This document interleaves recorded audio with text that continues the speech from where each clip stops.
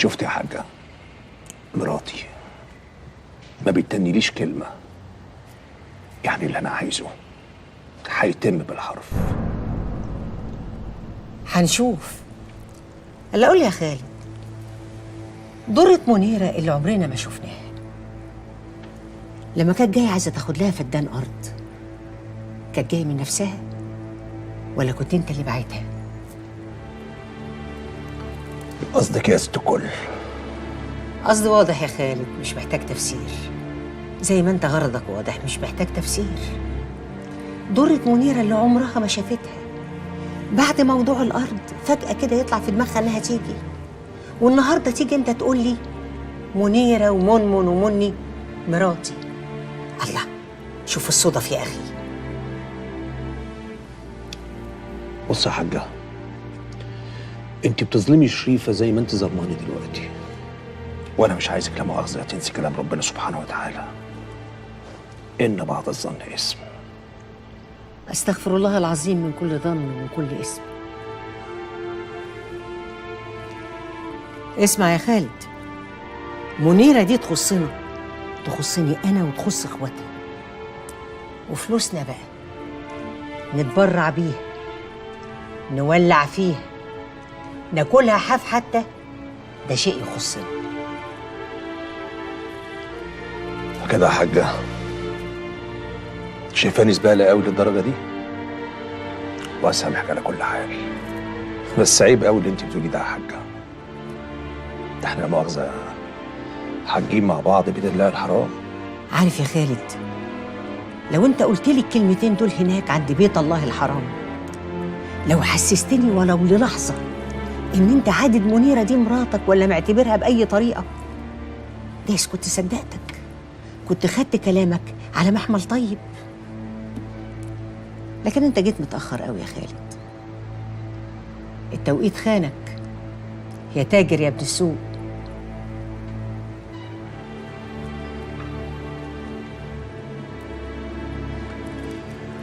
عايزة تقولي حاجة تانية؟ شكله مفيش.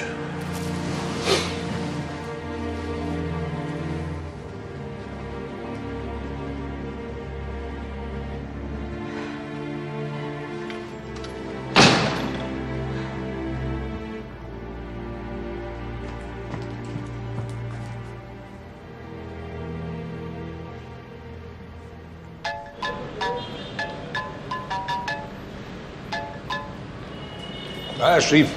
ايه يا خالد؟ ما كلمتنيش يعني النهارده طول اليوم ولا سألت عليا؟ يا كليك اعمل بيكي ايه؟ في حاجه ولا ايه؟ يعني على الاقل تقولي عملتوا ايه مع شاكر. عملنا كل خير يا اختي، خلاص الناس مضت وخدت الشيكات. تحب اصور لك الشيكات صوره طبق الاصل عشان تصدقي؟ ايه الطريقه اللي بتتكلم بيها معايا دي؟ مش عجباني خالص على فكره. هو انت حكايتك ايه؟ ايه طريقتك مش عجباني؟ شكلك مش عاجبني؟ في اوليه؟ انت هتربيني من اول وجديد ولا ايه؟ لا بقى، ده انت متغير خالص. انت ازاي تكلمني بالطريقه دي؟ انا بقى مش طبيعي، ماشي؟ عايزه حاجه تانية؟ الو. الله ب 60 داهيه، نسوان تقرف.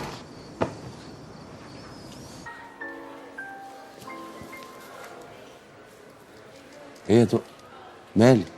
هو انا كل ما اسيبك دقيقتين ارجع الاقيكي مسافره كده؟ يا عمر، يا عمر، انا عايزه اقف على الارض وانت شارخ فوق في السماء. انا هنزل معاكي على الارض وتحت الارض كمان لو تحبي. خايفه من ايه بقى؟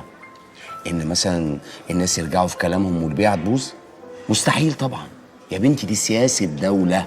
يعني انت متصوره مثلا انهم هيلغوا اقليم قناه السويس عشان يعكننوا عليك انت بالذات يا تقى؟ هو ده الكلام الجد؟ الكلام الجد ان احنا دلوقتي بقدرة قادر بقى معانا 57 مليون جنيه، وان اللي جاي هيبقى احلى، وطبيعي جدا ان اللي جاي هيبقى مختلف عن اللي فات تماما. ايوه، مختلف عنه ازاي يعني؟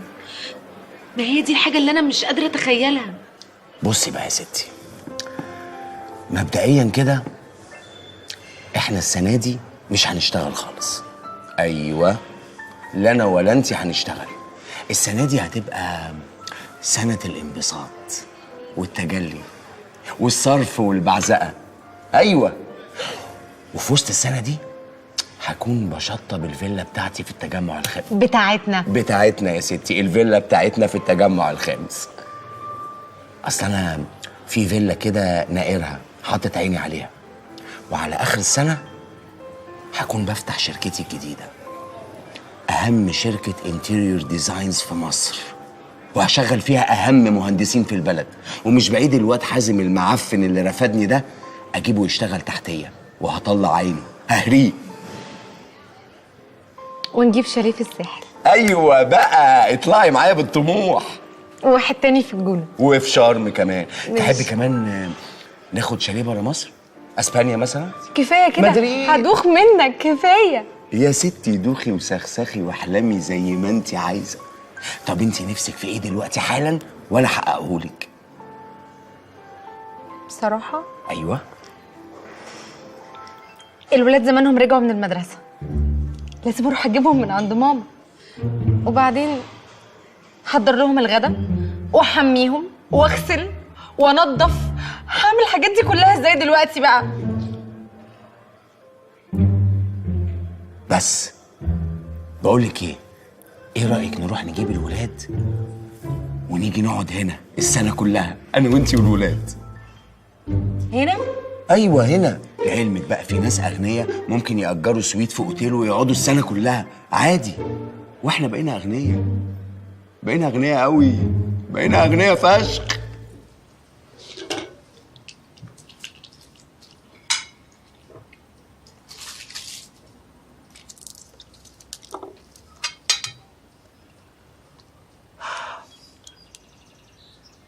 هو في ايه؟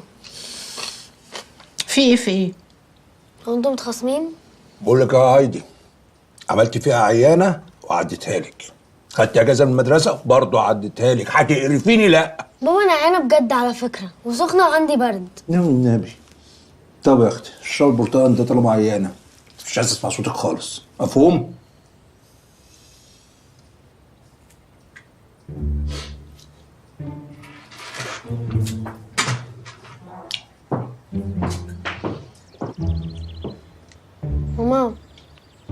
ماما ايه في ايه؟ على فكره انا سمعت ان الاب والام لما بيبقوا كده وكمان بيحبطوا في بنتهم، البنت بتمشي بعد كده في السكه اللي مش كويسه. لا يا شيخه، طب جربي كده، جربي عشان اكسر لك رجليكي الاتنين، فلا تمشي لا كده ولا كده. ايه؟ خلاص يا بت، يلا كلي.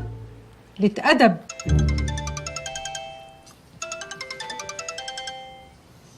بيرو، احنا في عيد النهارده ولا ايه؟ ايه اللي فكرك بيا؟ وحشاني. انا بقالي يومين مش عارفه انام من ساعه ما ايهاب قال لي انك طالب ايدي يا يوسف. استنيتك تكلمني علشان افهم منك، بس انت ما اتكلمتش. ايه يا ماما؟ ايه اللي مستغربه في الموضوع؟ واحد عاوز يتقدم لوحده، مش حاجه صعبه قوي. لا صعبه يا يوسف، في الوضع اللي حاصل ده صعبه. انا لما مشيت من الاستوديو بعد الحركه الزفت اللي انت عملتها معايا قدام صاحبتك دي، بعد موقف الزباله اللي انت حطيتني فيه، صاحبتك بهدلتني يا يوسف. انت ما فكرتش حتى بعديها تكلمني، ومره واحده بعديها بكام يوم الاقيها بيقول لي يوسف طالب ايدك. يعني انت كلمت ايهاب تطلب ايدي منه، ما فكرتش حتى تكلمني انا تعتذر لي او تشوفني حتى ان كنت هقبل انك تتقدم لي او لا؟ مروه انا كنت عاوز اكلمك الاول، بس ايهاب سبق. يعني سبق ازاي يعني؟ ايهاب كان جاي البيت عشان يتخانق معايا، وبالصدفه كانوا كل اخواتي موجودين. حسيت ان ده موقف مناسب جدا افتحه في الموضوع. بس ايهاب راح لك البيت يتخانق معاك ليه؟ ليه؟ عشان نسيت الموقف الزباله اللي انت كنت لسه بتحرجيني بسببه. وعلى فكره يا مروه، انا فعلا ما كانش قصدي اضايقك ولا احرجك.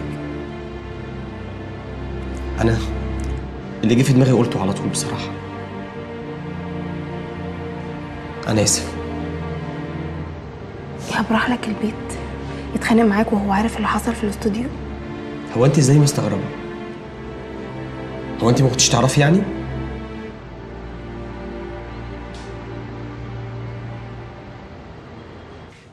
سحر سحر هاي.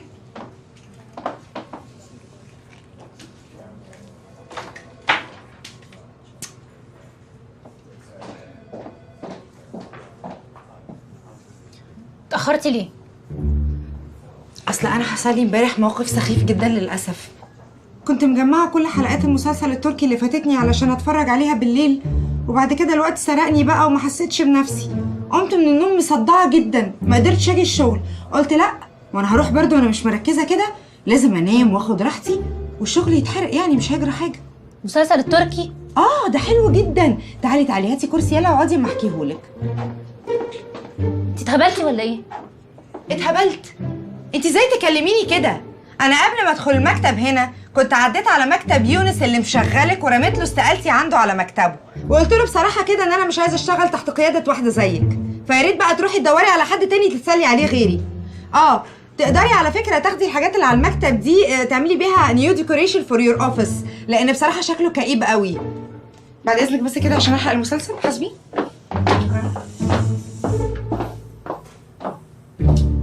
شغل ايه مجنونه انت اللي عايزاني ارجع له؟ انت يا بنت اتجننتي، شكلك شاربه حاجه من امبارح ومؤثره عليكي لغايه النهارده. افهميني بس، تسمعي عن واحد اسمه اسماعيل ابو العزم؟ ده راجل متين وتقيل قوي. الراجل ده عنده حته خزنه فاتحها لنا على الضرفتين، وبيقول مدوا ايديكم وكوشوا. عايزين تعملوا افلام اعملوا، مسلسلات يلا، لو عايزين تعملوا سكتشات كمان اعملوا اللي انتوا عايزينه. الراجل عايز ينزل السوق بتقله، عايز يبقى نمره واحد. وانا مال انا ومال الموضوع ده؟ لا يا حبيبتي، ده انت مالك ونص بقى. الراجل عايز يعمل جزء تاني من الفيلم بتاعنا وانتي. ده بعت يجيب عماد الزغبي من امريكا عشان يعمل له 4 مشاهد وعطيله شويه فلوس. بس عماد ده مش كان بطل وفتح مطعم هناك في امريكا؟ ايوه بس بيعرف يشغل دماغه مش زي حالاتك. عماد قال اجي بقى ايه، اجامل اسماعيل، يمكن احتاجه في يوم من الايام. اهو ينفع ولاده يبقى له ظهر في مصر. يا اختي لا ظهر ولا بط، انا يا بنت بطلت من زمان والناس كلها عارفه. وبعدين انت ناسي انا كنت رقاصه شمال في الفيلم. شايفه اللي قدامك دلوقتي دي بقت عامله ازاي؟ ما تقلقيش، كربونه من اللي قدامي وبطله. هتطلعي بقى في الجزء الثاني من الفيلم تقولي المورالة بتاعت الفيلم. ايه رأيك؟ يلا اشربي الليمونه اللي قصادك ده واشوفك العيد الجاي. كل سنه وانتي طيبه. بصي بقى، انت كده هتخسريني. الراجل معتمد على الله وعليا ان انا اكلمك واقنعك، ده عارف ان انا انتمتك. بقولك ايه، الحكايه دي مرفوضه خالص. اسكتي بقى، بطلي كلام فيها.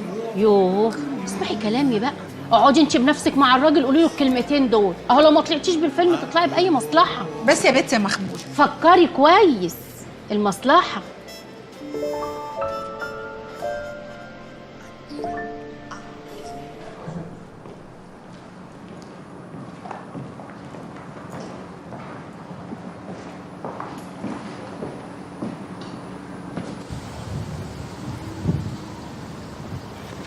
ايه يا حبيبي؟ هلو. ازيك يا ميرو؟ الحمد لله تمام. يا بنتي انا رجعت من النادي كلمتك كذا مره تليفونك مقفول. تلاقيه فصل شحن. فصل شحن؟ انت كنتي فين؟ انتوا مش اجازه النهارده من المحاضرات؟ كنت مع واحده صاحبتي. ايوه صاحبتك مين بقى؟ ماجي كلمتني وكانت عاوزه ننزل نشتري حاجه ونزلت معاها. كنتي مع ماجي ولا رحتي تقابلي يوسف؟ وانا ايه اللي هيخليني اقابل يوسف؟ هو مش ايهاب قال لي ما تقابليهوش لحد ما يجي يتقدم لك رسمي؟ يعني عشان ايهاب قالك ما تقابليهوش يبقى انت مش هتكلميه خالص؟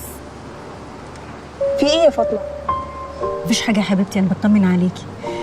طب انا هقوم اعمل حاجه كلها. هعمل لك حاجه معايا؟ اوكي. عمته ايه يا حبيبي؟ ينفع اعمل لك حركه سحريه بالكوتشينه؟ ينفع. لا يا حماتي، انت عارفه كمال فين، بس هو قال لك ما تقوليليش، وانا مش منقوله من هنا غير لما اعرف جوزي فين. انت بتكدبيني يا وفاء؟ عايزاني احلف عشان تصدقي؟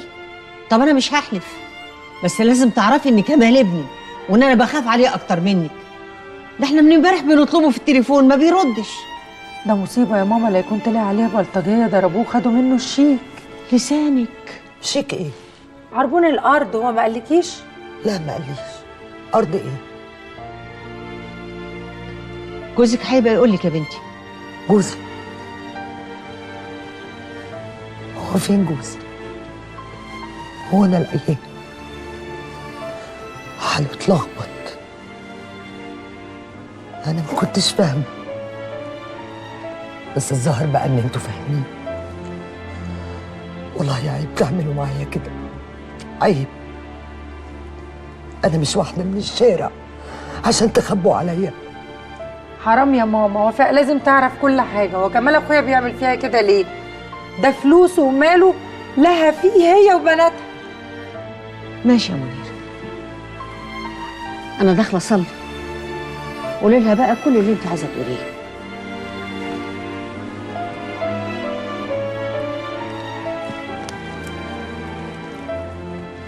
قولي يا منيرة، قولي.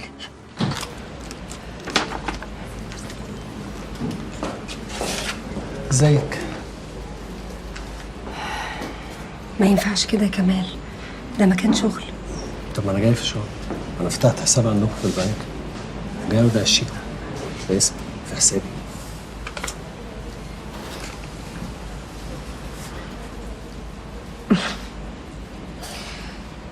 ده شيك ب 2 مليون و800. انا عارف. نودع المبلغ ده في حساب حضرتك؟ في التشيكينج.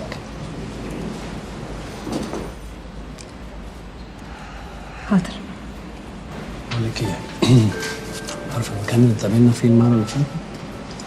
هستناكي اول ما تخلصي شغل مني، اول ما تخلصي شغل. اكيد يا فندم. مستنيكي هناك.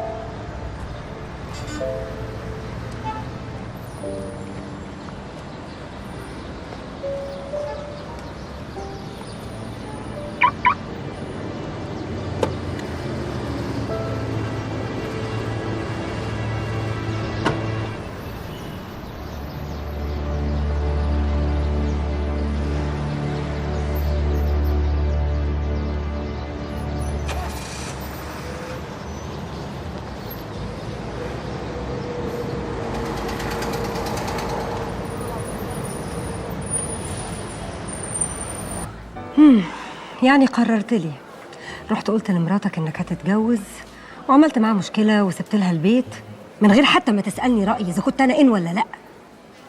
انا اصلا الحقيقه ما عرفتش امسك نفسي، قلت ده اللي لازم يحصل. كان لازم تمسك نفسك طبعا. مش معنى ان انت بقى معاك فلوس ان انت تقدر تعمل اي حاجه في اي وقت او تقرر اي حاجه لاي حد. لا بس انا قلت يعني بعد اللي حصل في التليفون فيبقى طبيعي ان انا اعمل كده. وهو احنا لما اتكلمنا في التليفون قلنا ان احنا هنتجوز؟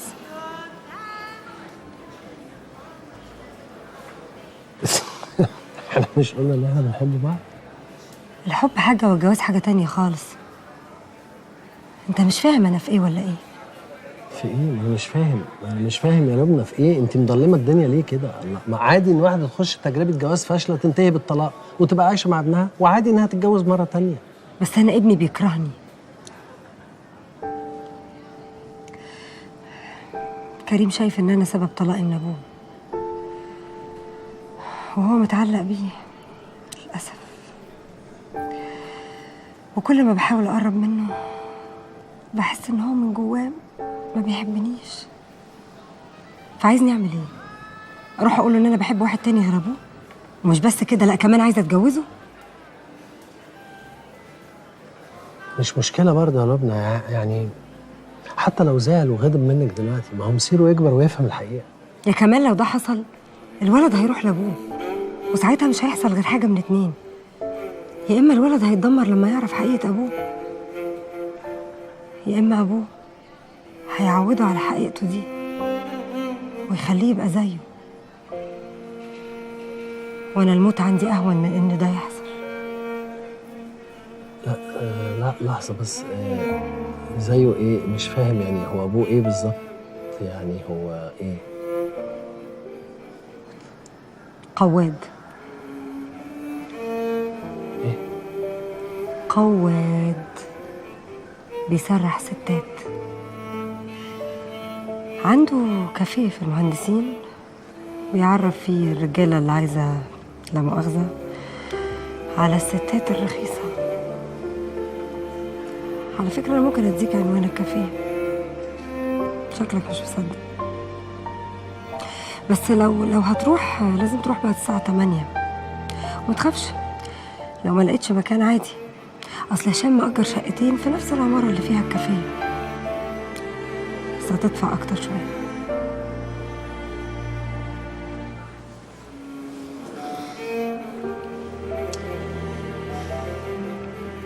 انت كنت متجوزة ده؟ انت يا لبنى؟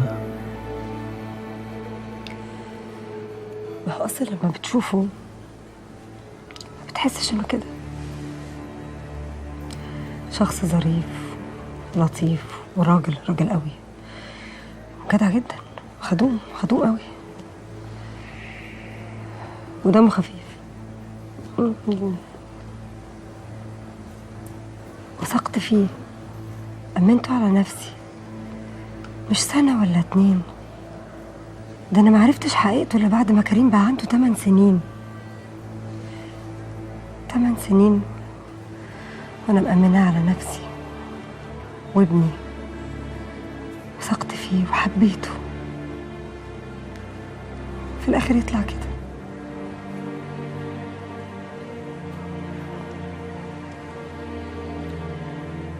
حبيتيه؟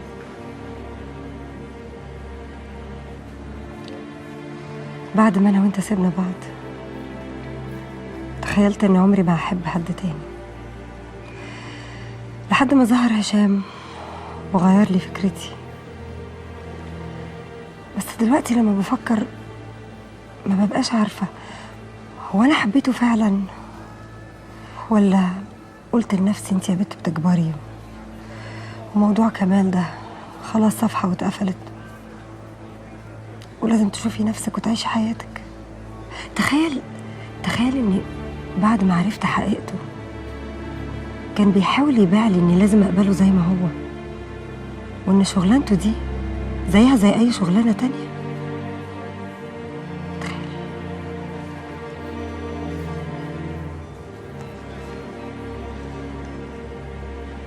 8 سنين. 8 سنين وأنا مخدوعة وساذجة وهبلة.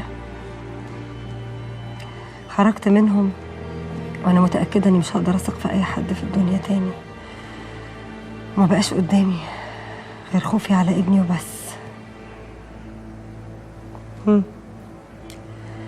يا ترى وضحت ولا محتاجة أوضحها لك أكتر؟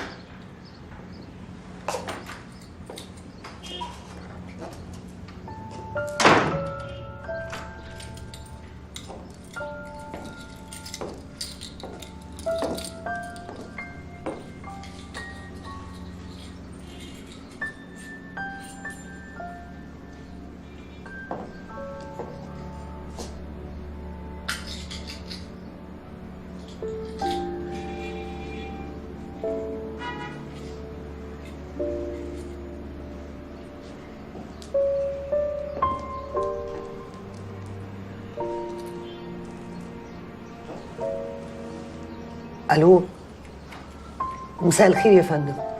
ايوه انا مدام وفاء حرم الاستاذ كمال المندوه. ايوه يا فندم، حجزنا عندكم شقتين قدام بعض. ايوه لا انا كنت عايزه حضرتك في موضوع كده. ايوه انا كنت بس بسأل على الدوبلكس 370 متر اللي حضرتك وريتهولي في النموذج. لسه موجود منه؟ يعني لسه موجود؟ لا لا لا خالص، لا مش هبدل الشقتين بالدوبلكس، لا. طب هرجع اكلم حضرتك تاني علشان احجز الدوبلكس. انا متشكره لحضرتك جدا، شكرا، مع السلامه. مع السلامه. انا خلاص زهقت من الباص ده يا ماما. المس مستقصداني، كل العيال بتلعب وتهيص، وانا كل لما اجي اقول اي كلمه تزعق في وشي وتقولي انت بتعملي دوشه. كلمه بس؟ طب لو مش مصدقاني اسالي ملك او اسالي اي حد من العيال. طب خلاص خلاص، روحوا غيروا هدومكم واعملوا الهوم وورك عقبال ما احضر لكم الغدا. طب هنحل المشكله دي ازاي؟ ان شاء الله هنحلها، يمكن نغير الباص خالص ونروح بحاجه احسن بكتير. يلا بقى.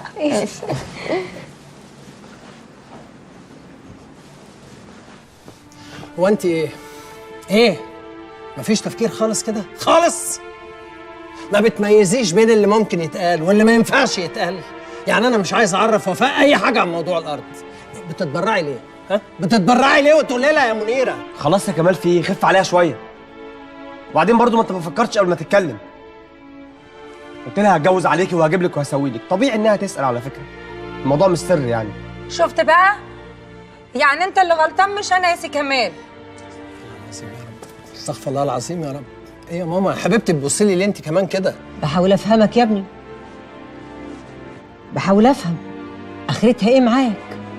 مش مصدقه ان انت لما يجيلك قرشين تتفرعن على ام بناتك وتروح تتجوز عليها اي واحده والسلام عشان تقهرها وتذلها. يا ماما اتفرعن ايه واذل ايه بس؟ اذلها ايه يا ماما؟ طب ايه رايك بقى ان انا كنت ناوي اخيرها وهديها اكتر من اللي تستحقه، كمان اكتر منه. كمان معلش ممكن سؤال بعد اذنك؟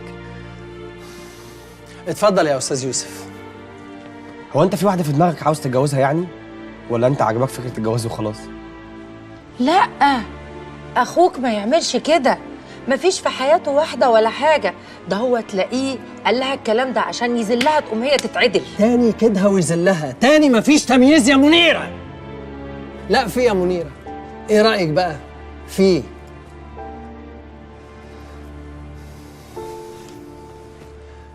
يا ماما لبنى، فاكراها؟ لبنى مين؟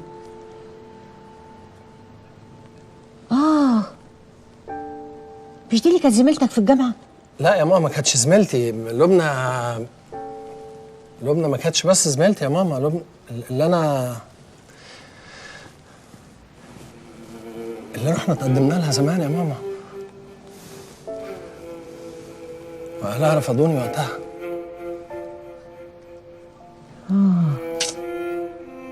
ست منيره، ايه؟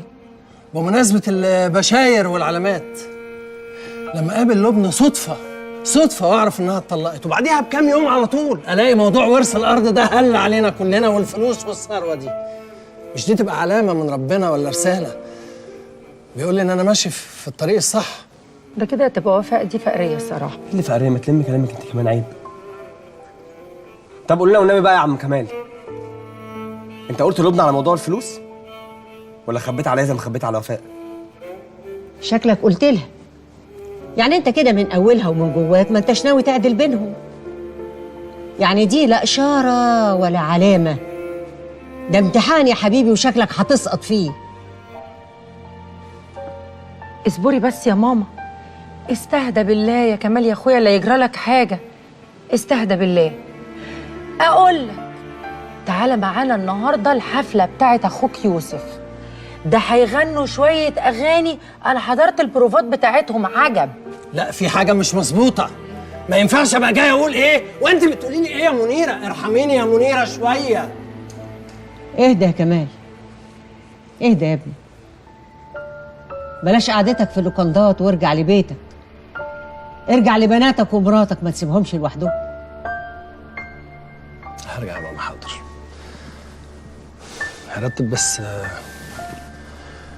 هرتب شويه امور كده مع لبنى الاول وهرجع ان شاء الله. ما تزعليش مني يا منيره، انت حبيبتي.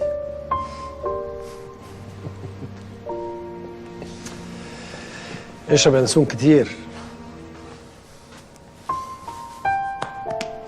خلي بالك من نفسك. كان نفسي ابقى معاكم. مع السلامه. مع السلامه. مع السلامه يا ماما.